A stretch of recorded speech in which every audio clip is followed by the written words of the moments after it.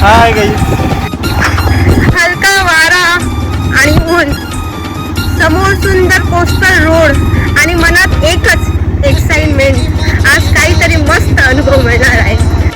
चल, दुपारची वेळ, बाईकचा आवाज आणि समुद्राच्या वाऱ्याचा मिळणारा फील, अगदी सिनेमॅटिक मोमेंट. रस्त्यावर नारळांची झाडे, छोट्या वाड्या आणि शांत कोस्टल व्ह्यू प्रवासात एकदम शांत आणि सुंदर बनवत आहे.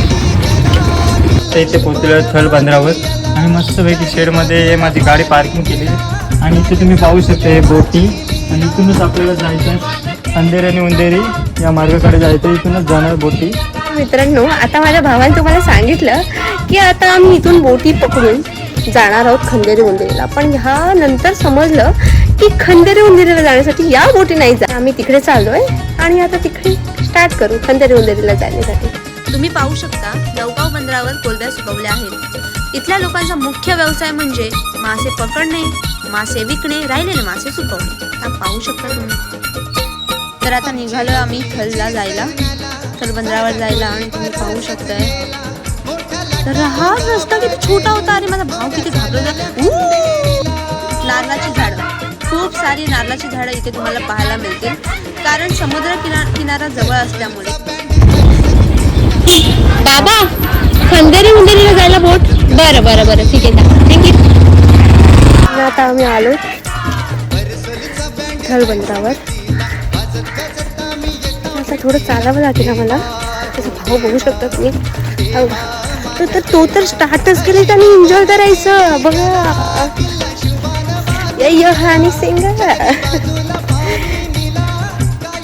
बोटीत बसण्याच्या अगोदर आम्ही थल बंदरावर आलो आहोत. इथून खंदेरी उंदेरी किल्ल्याकडे जाणाऱ्या बोटी सुटतात आणि बंदराचं वातावरण एकदम भारी फील करते. समोरूनच खंदेरी उंदेरी किल्ले लहानसे दिसायला तर फुलं म्हणजे माझा जीव. तर किल्ल्यांना पाहण्याची उत्सुकता आणखी वाढली आहे. बघू शकता तुम्ही, किल्ले छोटे छोटेसे दिसत आहेत.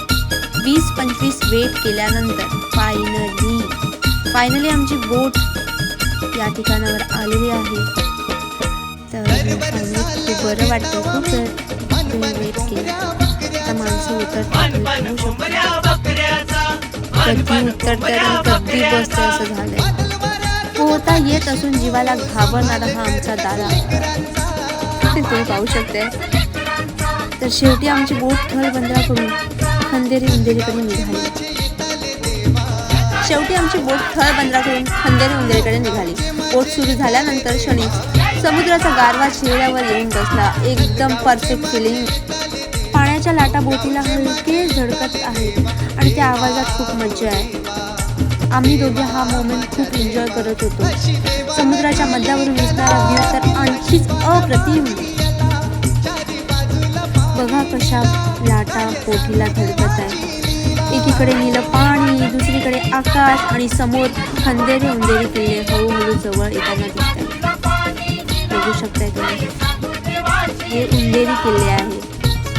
खूप जवळ वाटते. इथे तर आम्ही नाही चाललोय, पण आता आम्ही खंदेरी किल्ल्यावर चाललोय. पाहू शकताय खंदेरी किल्ले. फायनली आम्ही पोहोचलो आहोत. बघा, एक्साइटमेंट.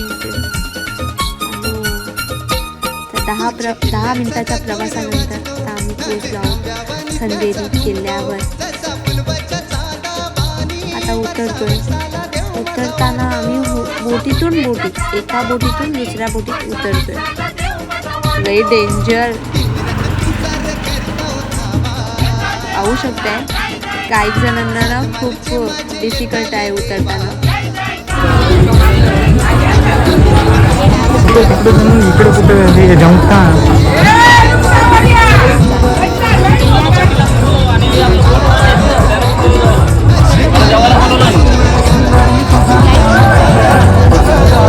अजून रॉयल वाटत होता. इतिहास शिवाजी महाराजांच्या समुद्री सुरक्षेसाठी हे किल्ले किती रणनीतीने बांधले. इथेच वेताळ देवाची छोटी पण पवित्र अशी जागा आहे. खंदेरी उंदेरीला येणारे लोक इथे थांबून शांतपणे दर्शन घेतात. पाहू शकतात. तसेच समुद्राच्या वाऱ्यात आणि शांत वातावरणात देवीची जागा आणखी दिव्य वाटते. वेताळ देव यांचं मंदिर. खूप छान वाटतं या मंदिरात आल्यानंतर. तुम्ही पाहू शकता आम्ही दोघांनी शांतपणे मनातून दर्शन घेतलं.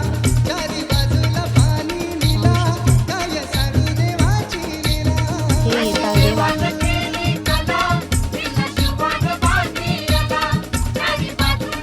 माझ्या भावाने दर्शन घेतलं, मीही दर्शन घेतलं. खूप छान वाटते मंदिरात. देवाचं दर्शन घेऊन आम्ही बाहेर आलो आणि बघा, इतिहास भरला किल्ला शिवाजी महाराजांची जागा, समुद्राच्या तुफान लाटेमध्ये उभा असलेला हा दुर्ग आणि आज इथे दगडावर प्रेमाची कोरी अक्षरं.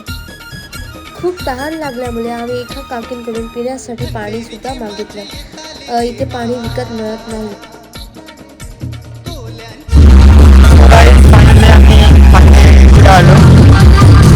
तर आता आम्ही देवाचं दर्शन सुद्धा केलं आहे. खूप भारी वाटते, कारण फर्स्ट टाइम आलो. आम्हाला माहिती नव्हतं, फर्स्ट टाइम आल्यामुळे आम्हाला माहिती नव्हतं की इकडे खायला आणि प्यायला पाणी सुद्धा मिळत नाही, तर आम्ही काहीच आणलं नाही. तर प्लीज तुम्ही जर इकडे यायचं झालं तर सोबत पाणी आणि काहीतरी खायला घेऊन यावे, कारण इथे कोणतेही दुकानं नाही आहेत. तर भूक लागल्यानंतर इथे काहीच तुम्हाला खायला मिळणार नाही. तर तुम्ही पाहू शकताय हे लाईट हाऊस आहे. लाईट हाऊसचं काम चालू आहे. समुद्र किनारा पाहू शकता आणि हे वरती आहे लाईट हाऊस. दिसतंय ना तुम्हाला.